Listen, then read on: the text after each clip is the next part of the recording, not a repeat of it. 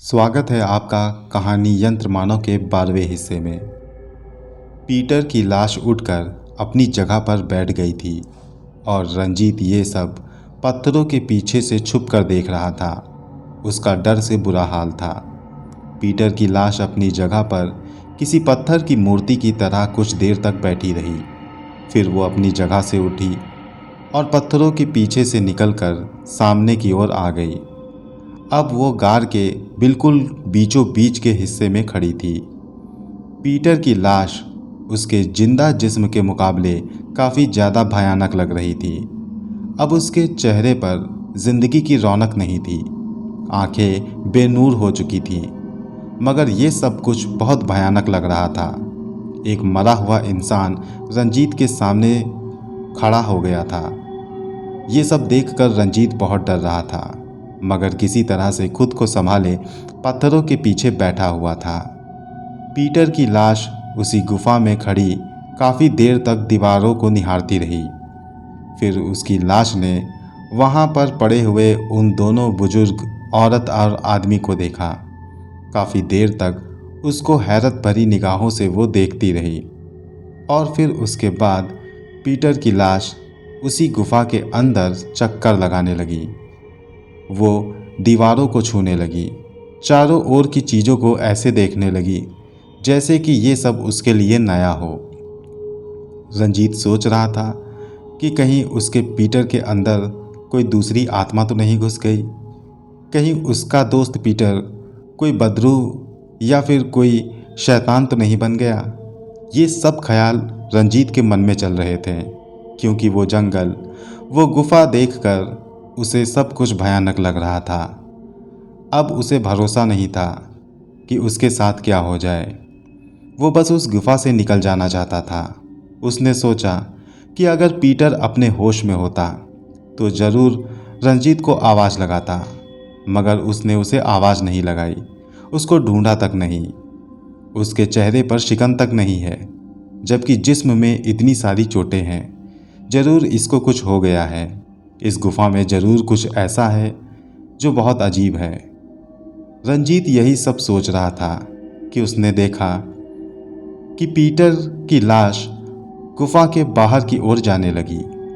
रंजीत ने सोचा कि अगर ये बाहर निकल पाया तो इसके सहारे मैं भी निकल जाऊंगा। ये सोचते हुए वो पीटर की लाश के पीछे पीछे लग लिया। पीटर की लाश आहिस्ता से चलते हुए गुफा के बाहरी हिस्से की ओर जाने लगी। जब वो बाहर की ओर पहुंची तो बाहर मुहाने पर उसे एक बड़ा सा पत्थर दिखाई दिया। उसने अपने एक हाथ से उस बड़े से पत्थर को इस तरह से वहां से हटा दिया जैसे कि वो उसके लिए कोई रुई का बोझ हो। ये सब देखकर रंजीत बहुत ज़्यादा भौचक्का हो गया था। पीटर की लाश चलते हुए उस गुफा से बाहर आ गई थी और बाहर आकर वो जंगल में खड़ी हो गई। रंजीत भी दबे पांव उसके पीछे पीछे बाहर आ गया। अभी पीटर की लाश गुफा से थोड़ी सी ही दूर पर थी, इसलिए रंजीत वहां से निकलकर भागा नहीं, बल्कि झाड़ियों के दरमियान में खड़ा हो गया। अब वो पीटर की लाश को देख रहा था। पीटर की लाश जंगल को इस तरह से घूर रही थी जैसे कि वो जंगल उसके लिए नया हो। वो कभी ज़मीन पर बैठता और ज़मीन की मिट्टी को अपने हाथों में लेकर देखता, कभी वो झाड़ियों को छूता, कभी पास लगे दरख्त को। ऐसा लग रहा था कि जैसे वो सब कुछ उसकी ज़िंदगी में नया हो। ये सब करते हुए पीटर की लाश धीरे धीरे और भी आगे चली गई। मौका देखकर रंजीत वहाँ से अपनी जान बचाकर निकल पड़ा। वो वैसे पीटर को अकेला तो नहीं छोड़ना चाहता था, मगर ये उसकी मजबूरी थी। वो दबे पांव जितनी तेज हो सकता था वहाँ से निकला। वो निकलते हुए बहुत दूर तक आ गया था। वो अभी आगे बढ़ ही रहा था कि तभी उसे एक जोरदार तमाचा लगा। ये तमाचा किसी इंसान का नहीं, बल्कि एक रीछ का था, जिसने उस पर झपट कर उसे घायल करने की कोशिश की थी। रंजीत लुढ़क कर थोड़ी दूर पर जा गिरा। जब वो उठकर खड़ा हुआ तो उसने अपने सामने एक रीछ को देखा। ये देखकर उसकी हालत खराब हो गई। एक तरफ कुआं तो एक तरफ खाई, अब वो कहाँ जाए? यही सोचकर वो बहुत ज़्यादा घबराने लगा। उसकी समझ नहीं आ रहा था कि अब वो क्या करे। ना वो उससे लड़ सकता था, ना ही वो उससे तेज भाग सकता था। रीछ उसके सामने था। इससे पहले कि रंजीत कुछ करता, रीछ ने उस पर हमला कर दिया। वो जैसे ही उस पर हमलावर हुआ, एक जोरदार आवाज़ आई। आवाज़ के साथ ही वो रीछ लुढ़क कर थोड़ी दूर पर जा गिरा। रंजीत ने देखा तो पीटर की लाश उसके पास खड़ी थी। ये देखकर रंजीत और भी ज़्यादा घबरा गया। उसे कुछ समझ नहीं आ रहा था कि वो क्या करे। पीटर की लाश ने रंजीत का हाथ पकड़ लिया। इस पर रंजीत अंदर से कांप गया। पीटर की लाश ने रंजीत को कुछ नहीं किया, बल्कि उसका हाथ पकड़कर उसे अपने पीछे कर दिया और खुद जाकर वो रीछ के सामने खड़ी हो गई। अब रीछ पीटर की लाश की ओर झपटी ही थी कि पीटर की लाश ने रीछ को एक जोरदार घूंसा मारा, जिससे रीछ वहीं चक्कर खाकर गिर पड़ा। इसके बाद पीटर की लाश रीछ के पास गई और उसने रीछ का पेट फाड़ डाला। उसके अंदर से कलेजा निकाल कर खा लिया। उसके मांस को नोच नोच कर खाया। ये सब देखकर रंजीत के होश उड़ गए। पीटर अब एक हैवान बन चुका था, इस बात में कोई शक न थी। यही सोचकर रंजीत ने वहाँ से भागना सही समझा। वो जोर लगाकर वहाँ से भागने लगा। भागते हुए वो वहाँ से थोड़ी सी दूर पर ही निकला था कि तभी उसने अपने सामने पीटर की लाश को खड़े पाया।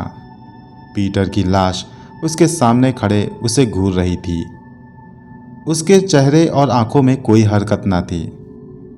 वो सीधा चलता हुआ रंजीत के पास आया और उसने रंजीत का हाथ पकड़ा और फिर उसे अपने साथ उसी गार में ले गई। पीटर की लाश अजीबो गरीब हरकत कर रही थी। वो रंजीत को अपने साथ उसी गुफा में ले गई और वहाँ पर जाकर उसने रंजीत को अपने सामने बिठाया और खुद भी उसके सामने बैठ गई। रंजीत पीटर की लाश को देखकर बहुत ज़्यादा घबरा रहा था, मगर पीटर की लाश ने रंजीत को कोई भी नुकसान नहीं पहुंचाया। वो वहाँ बैठी बस रंजीत को देखती रही। इस तरह से बैठे हुए बहुत देर हो गई तो रंजीत हिम्मत करके अपनी जगह से उठा। उसने एक बार फिर से बाहर भागने की सोची। वो जैसे ही बाहर की ओर गया, उसने देखा कि उस गार के मुहाने पर वही बड़ा सा पत्थर रखा हुआ था। वो सिर पीटकर वापस आ गया और अपनी जगह पर बैठ गया। वो पीटर के बारे में सोचने लगा कि अगर पीटर एक बदरूह है तो वो उसको बचा क्यों रही है। आखिर क्या हुआ है पीटर को? क्या पीटर वाकई में मर के जिया है या फिर बात कोई और है? वो इसी उधेड़ बुन में लगा हुआ था कि तभी उसे प्यास महसूस हुई, मगर वहाँ पानी नहीं था। पीने के लिए बस उसी हौज में भरा हुआ पानी था जो उस गुफा के अंदर बनी हुई थी। मजबूरी में उसने उसी हौज का पानी पिया और फिर जाकर पीटर के पास बैठ गया। वो पीटर को देखता रहा।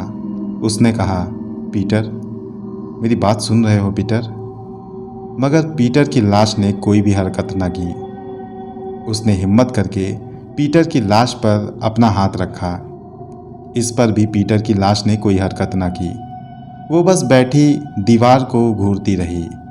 अब ऐसा नज़ारा देखकर रंजीत को बहुत ही ज़्यादा डर लग रहा था, लेकिन उसे कुछ समझ न आ रहा था कि वो क्या करे। उसने पीटर से बात करने की बहुत कोशिश की, मगर पीटर ने कोई भी जवाब न दिया। रंजीत ने हिम्मत करके पीटर के सीने पे हाथ रखा। उसकी धड़कन एकदम बंद थी। उसका शरीर एकदम ठंडा था। उसकी नब्ज़ नहीं चल रही थी, मगर वो बैठा हुआ था। अब ये सब देखकर रंजीत के होश उड़ गए थे। ये सब कुछ उसके साथ पहली बार हो रहा था। अभी तक उसने ये सब कुछ कहानियों में ही सुन रखा था, मगर आज उसके साथ उसकी ज़िंदगी का हिस्सा बन गया था ये सब। वो सोचने लगा कि आखिर ये सब कब तक चलता रहेगा, कब तक वो यहाँ पर भटकता रहेगा। क्या सारी ज़िंदगी उसे अब इसी तरह रहना पड़ेगा? वो अभी यही सब सोच रहा था कि उसे भूख महसूस होने लगी। उसे याद आया कि उसने काफ़ी देर से कुछ खाया नहीं है। भूख धीरे धीरे और तेज़ी से बढ़ने लगी थी। उसने जाकर पीटर से कहा, पीटर, चलो बाहर चलते हैं, मुझे भूख लगी है। मगर पीटर की लाश ने कोई भी हरकत न की। वो इधर उधर छटपटाता रहा। जैसे जैसे समय बीतता रहा, रंजीत की भूख बढ़ती रही। इसी बीच रंजीत की नज़र उन्हीं दो लोगों की लाशों पर पड़ी जिसको उसने कत्ल किया था। अब वो जाकर उनकी लाशों के पास खड़ा हो गया। उनकी लाशें बुरी तरह से सूख चुकी थीं। अब उनको देखकर रंजीत का मन करने लगा कि उनकी लाशों को खाया जाए। अब ये ख्याल जैसे ही रंजीत के अंदर आया, वो एक बार के लिए चौंक गया। ये मैं क्या कर रहा हूँ? मैं लाश को क्यों खाऊंगा? ये ख्याल मेरे मन में क्यों आ रहा है? ऐसा मैं नहीं कर सकता। इन्हीं ख्यालों के साथ वो जाकर अपनी जगह पर बैठ गया। मगर भूख की वजह से उसके अंदर लाश खाने की तड़प उठती चली गई। न जाने क्यों उसका मन किसी भी जानवर या इंसानी मांस खाने का कर रहा था। वो पागल सा होने लगा। उससे बर्दाश्त ना हुई तो वो उठकर उन्हीं दोनों की लाशों के पास चला गया और फिर उसने उस काम को सरअंजाम दिया जो कोई सोच भी नहीं सकता। उसने उस बुजुर्ग की टांग उठाई और अपने मुंह में रखकर उसे चबाने लगा। वो उसके सूखे मांस के साथ उसकी हड्डियां तक चबा गया। धीरे धीरे करके वो उस बुजुर्ग की पूरी टांग खा गया और फिर दूसरी टांग पर अपना मुंह लगा दिया। और इस तरह से करके उसने उस बुजुर्ग आदमी की दोनों टांगें खा ली। वो सब खाकर उसे बहुत मज़ा आया। जब उसने वो सब खा लिया तो जाकर उस हौज का पानी पिया। उसे बहुत सुकून मिला। उसने सोचा, न जाने ये मुझे क्या हो गया है, लेकिन जो भी है ये बहुत मज़ेदार है। मैं जानता हूँ कि ये अजीब है, मगर अब ये मेरी ज़िंदगी का हिस्सा है। ऐसा क्यों हो गया ये मैं नहीं जानता, लेकिन अब मैं यही चाहता हूँ कि ऐसा ही रहे। मैं इन सब चीज़ों से कैसे दूर था, मैं कैसे दूर रहा इन सब ऐसी चीज़ों से जो मुझे इतना अच्छा आनंद दे सके। रंजीत अपने अंदर एक अजीब सी ऊर्जा को अनुभव कर रहा था। उसे अब मांस खाना अच्छा लगने लगा था। ये सब कुछ उसके साथ कुछ ही मिनटों में हुआ था, मगर ये कुछ ही मिनटों ने उसकी ज़िंदगी को पलट कर रख दिया था। अभी वो ये सब सोच ही रहा था कि तभी पीटर की लाश अपनी जगह से उठ खड़ी हुई। वो सीधा चलती हुई लाश के मुहाने की ओर निकल गई। अब रंजीत भी उसके पीछे पीछे चल दिया। पीटर की लाश ने पत्थर हटाया और गार से बाहर आ गई। रंजीत भी उसके पीछे पीछे आ गया। वो दोनों वहाँ से टहलते हुए काफ़ी आगे तक निकल गए। रास्ते में टहलते वक्त उन लोगों का शिकार कोई जंगली जानवर या पंछी था। वहाँ पर पंछी नहीं थे। हाँ, कुछ जानवरों की बू जरूर आ रही थी। रंजीत भी पहली बार किसी जानवर की बू को महसूस कर रहा था। कुछ देर के बाद उसने देखा कि दूर झाड़ियों में एक भेड़िया छुपा था। भेड़िया उन दोनों को देखकर घात लगाने की कोशिश कर रहा था। भेड़िए ने सोचा कि वो इन दोनों को अपना शिकार बनाएगा, मगर उसे ये नहीं मालूम था कि ये दोनों ही उसे अपना शिकार बना देंगे। भेड़िया किसी तरीके से झाड़ियों से निकलकर इन लोगों के सामने आ गया, मगर रंजीत के दिल में जरा सा भी खौफ ना आया। इस नए एहसास के साथ रंजीत को और भी अच्छा लगा। वो सोचने लगा, पहले मैं जरा सी चीज़ से भी ऐसे डर जाया करता था, मगर आज मुझे डर का एहसास नहीं हो रहा है। मुझे और भी ज़्यादा ताकत का एहसास हो रहा है। वो अभी ये सोच ही रहा था कि उसने देखा कि उस भेड़िए ने पीटर के ऊपर छलांग लगा दी थी, मगर ये सब कुछ रंजीत के लिए बहुत छोटी सी बात लग रही थी। उसे यूं लग रहा था कि जैसे उस भेड़िए की रफ्तार थोड़ी कम हो। भेड़िए से 2 गुनी ज़्यादा तेज रफ्तार से रंजीत भेड़िए पर लपक पड़ा। उसने भेड़िए को जोरदार घूंसा मारा, जिससे भेड़िया काफ़ी दूर लुढ़क कर जा गिरा। वो दोबारा उठा और रंजीत पर झपटा। इस बार रंजीत ने भेड़िए के गर्दन पर अपने हाथ रख दिए और उसकी गर्दन को इस तरह से झटका कि एक बार में ही उसकी जान निकल गई। और फिर दूसरा हाथ लगाकर उसके मुंह को ऐसा चीरा कि उसके बीच से 2 हिस्से हो गए। उसने एक हिस्सा पीटर को दिया और एक हिस्सा खुद खाने लगा। भेड़िए को खाकर उसे बहुत मज़ा आया। अपने अंदर इस तरह का बदलाव रंजीत को बहुत अच्छा लग रहा था। वो समझ रहा था कि ये सब कुछ अजीब है। उसे अपनी पिछली ज़िंदगी भी याद थी। उसका दिमाग वैसे ही काम कर रहा था। उसे हर चीज़ के बारे में मालूम था, मगर ये एक नई चीज़ थी जो उसकी ज़िंदगी के साथ जुड़ गई थी। अब वो पीटर की लाश के साथ इसी तरह से रहने लगा। वो उसी कार में सो जाता और बाहर निकलकर जानवरों की तलाश करने लगता। कई बार जब जानवर ना मिलते तो वो लोग पानी में डुबकी लगाते। वहाँ से मछलियाँ और दूसरे पानी के कुछ जीवों को मारकर खा जाते। कभी कभी कोई भूले भटके उस टापू पर कोई पंछी आकर बैठता तो ये लोग छलांगे लगाकर उस पंछी को भी पकड़ लेते हैं और उसे खा लेते हैं। इस तरह से इन दोनों की ज़िंदगी बदल चुकी थी। ये दोनों अब किसी वहशी की तरह उसी टापू पर रहने लगे थे। काफ़ी दिनों तक उन्होंने उस टापू पर घूम घूम कर ढेर सारे जीव और जानवर को खा लिया।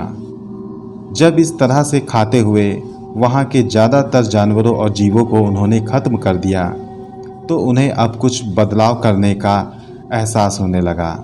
मन करने लगा कि कुछ और खाया जाए, कुछ बेहतर और इन सब से हटके।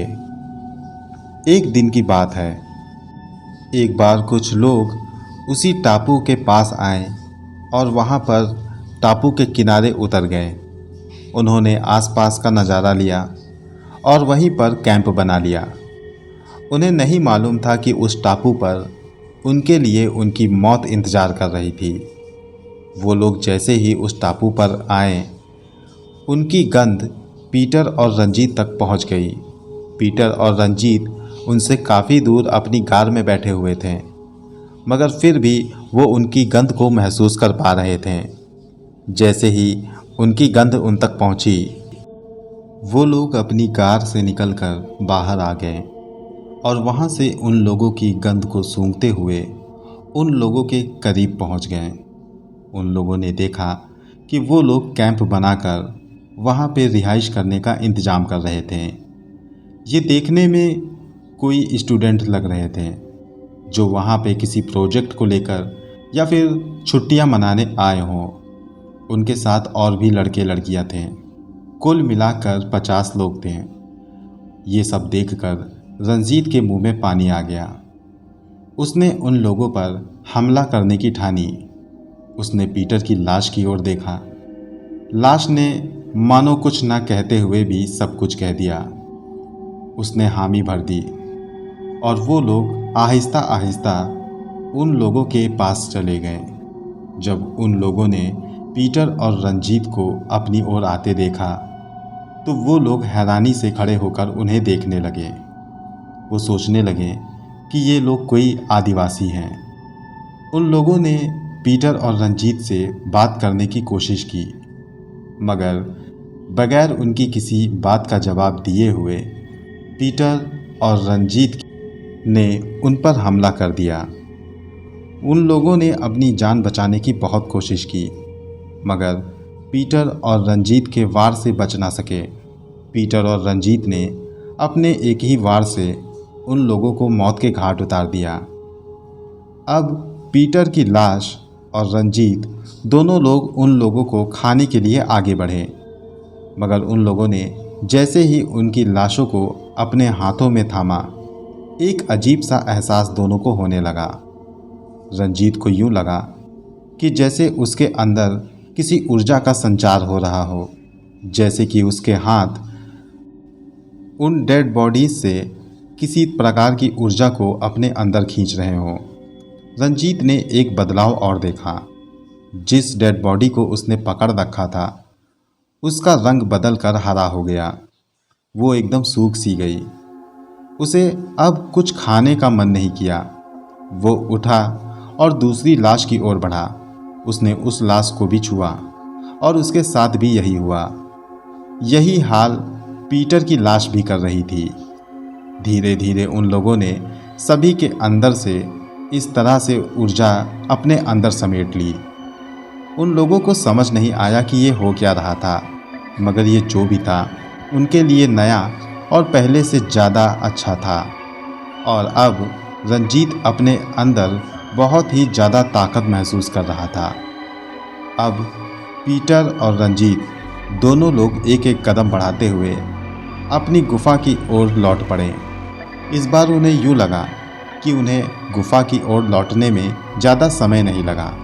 वो कुछ ही पल में उसी गुफा में पहुंच गए थे और वहां पर वो लोग अपने अंदर एक नई ताकत का अनुभव कर रहे थे। सब कुछ था, मगर पीटर बोलता नहीं था। पीटर की लाश चुपचाप ही बैठी रहती थी। इन सब की रंजीत को आदत भी पड़ गई थी, इसलिए अब उसे कुछ भी अजीब नहीं लगता था। और इस तरह से इन लोगों की ज़िंदगी ही बदलती जा रही थी। धीरे धीरे 1 महीना हो गया और वो लोग उसी टापू पर पड़े रहे। इस 1 महीने के अंतराल में शहर में उन लोगों का केस भी ठंडा पड़ने लगा। लोगों ने अंदाज़ा लगाया कि पीटर और रंजीत कहीं भाग गए होंगे। दूसरे कैदी कुछ पकड़ में आए और कुछ नहीं भी आए। इस तरह से उनका मामला ठंडा पड़ गया था। इधर समीर और यंत्रमानव भी अपने अपने काम में लग गए थे। समीर बहुत सी नई चीज़ें सीख रहा था। उसे नहीं मालूम था कि रंजीत और पीटर अभी भी जिंदा हैं और किस हाल में हैं। एक दिन की बात है। रंजीत अपनी प्यास बुझाने के लिए उसी हौज से पानी पीने लगा जो उस गुफा के अंदर थी। वहाँ पानी पीते हुए उसने सामने की दीवार पर नज़र डाली। उसने देखा कि उस दीवार से हरे रंग का एक पदार्थ टपक रहा था। उसे वहाँ पर रहते हुए 1 महीने से ऊपर हो चला था, मगर अभी तक उसने उस दीवार पर ज़्यादा गौर नहीं किया था। वो सोचने लग गया कि आखिर इस दीवार में ऐसा है क्या, क्यों ये इस तरह का हरे रंग का पानी छोड़ती है। जिज्ञासा के कारण वो उसी हौज में उतर गया और जाकर दीवार के पास खड़ा हो गया और उसने उस दीवार पे अपने दोनों हाथ रख दिए। वो उस पदार्थ को अपने हाथों में लेकर देखने लगा कि ये क्या चीज़ है। वो दीवार जिस पर उसने हाथ लगाया था वो किसी ईंट या पत्थर की नहीं लग रही थी, एक अजीब किस्म की थी। और उस पर हाथ लगाकर रंजीत को बहुत ही अजीब अनुभव हो रहे थे। उसे कुछ कुछ दिखाई दे रहा था। यूँ लग रहा था कि कुछ उसे सुनाई पड़ रहा हो। ऐसा लग रहा था कि उसकी ज़िंदगी में कुछ घटा है जो उसने पहले कभी याद नहीं रखा। उसकी ज़िंदगी में कुछ वाक़यात घटे हैं जिसमें कोई उनसे कह रहा है, सबको ख़त्म कर दो, किसी को भी ज़िंदा मत छोड़ो। इस तरह से रंजीत ने उस दीवार पर अपने हाथ जमाए रहे और उसने अपना एक कान भी उस दीवार पर जमा दिया, क्योंकि उसे ऐसा लग रहा था कि कोई उससे कुछ कहना चाहता है। और इसी के साथ वो बड़ी देर तक इसी अवस्था में रहा। उसे इतना कुछ दिखाई देने लगा कि उसका दिमाग बौखला सा गया और फिर एक झटके में वो चिल्लाते हुए हौज से बाहर आ गया। उसका शरीर पसीने से भीग गया। वो कुछ देर के लिए खौफजदा रहा। ये सब देखकर पीटर की लाश उसे घूर रही थी। अब कुछ नॉर्मल होने के बाद रंजीत सोचने लगा, ये सब मुझे क्या दिख रहा था, आखिर क्या है इस दीवार में। उसने हिम्मत करके फिर से दीवार को छुआ। उसे फिर से कुछ अजीब सा दिखने लगा, ऐसा जैसे कि उसकी यादों में कोई चीज़ बसी हो जो उसे पहले कभी याद ना थी। उसे यूँ दिखने लगा कि जैसे उससे कोई कह रहा हो, मार दो इन लोगों को, मत छोड़ो। ये सब 3-4 बार करने के बाद रंजीत का मन बदल गया। उसने इरादा बना लिया कि वो वहाँ से निकलकर इंसानों का शिकार करेगा और उसने इस काम में पीटर की लाश को अपने साथ ले लिया और एक सुबह वो उस टापू से शहर की ओर निकल पड़ा। दोस्तों, ये कहानी जारी है। इस कहानी का अगला भाग मैं जल्द आपके पास लेकर आऊँगा। कमेंट बॉक्स में बताएं कहानी कैसी लग रही है। धन्यवाद।